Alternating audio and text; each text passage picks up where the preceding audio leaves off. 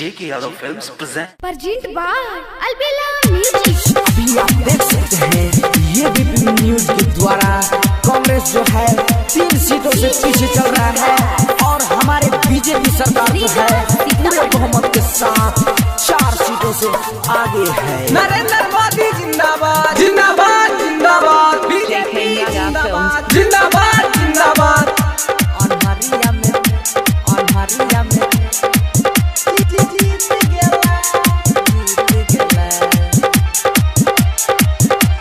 हाँ सबके ऊ कहे रहे चौकीदार हो, भारत माता के रिहै दुलार हो, जनता के बारिश में तीत गल भैया हो फिर मोदी अनहरिया में जीत गल भैया हो फिर मोदी अनहरिया में जीत गला। हाँ सबके ऊ कहे रहे चौकीदार हो, भारत माता के रिहै दुलार हो, जनता के बारिश में तीत गला भैया हो फिर मोदी अनहरिया में जीत गला भैया हो फिर मोदी अनहरिया में जीत गला। अभी आप देख सकते हैं ये भी न्यूज के द्वारा कांग्रेस जो है 3 सीटों से पीछे चल रहा है और हमारे बीजेपी सरकार जो है पूरे बहुमत के साथ 4 सीटों से आगे है। नरेंद्र मोदी जिंदाबाद जिंदाबाद जिंदाबाद बीजेपी जिंदाबाद जिंदाबाद जिंदाबाद बीजेपी जिंदाबाद। लड्डू पूरे देश में बढ़ रहा है भाई, आप भी जाइए किसी दुकान से लड्डू लीजिए और बीजेपी के नाम से पर्चा कटाइए, हरदम खाइए। खुशियाँ हजार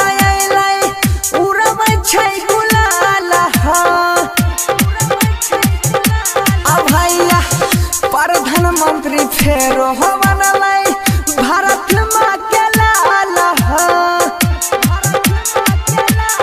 भैया खुशियाँ हजार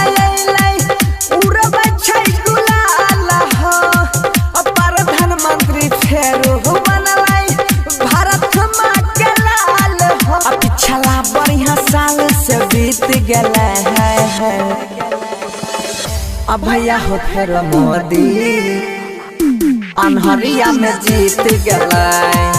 अब भैया हो फिर मोदी अनहरिया में जीत गया। हमको तो पहले से शक था कि मोदी छोड़कर कोई सरकार नहीं आएगा, कांग्रेस तो बीच में बेकार को टांग दिया। अरे ये सोचकर जनता भी पछताएगा, जनता भी पछताएगा।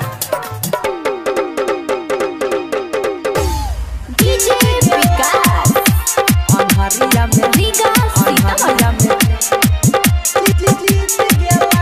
Presented by Albela Recording Studio, Simla। हाँ हाँ माथा में लगावा हेलो गावा मोदी जी के चंदन हो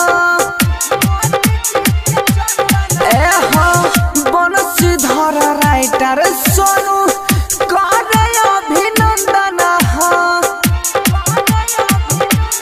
भैया माथा में लगावा हेलो गावा मोदी जी के चंदन हो बनसीधर राइटर सोनू करे अभिनंदन हो। कांग्रेस के नाम सब में हिट गया है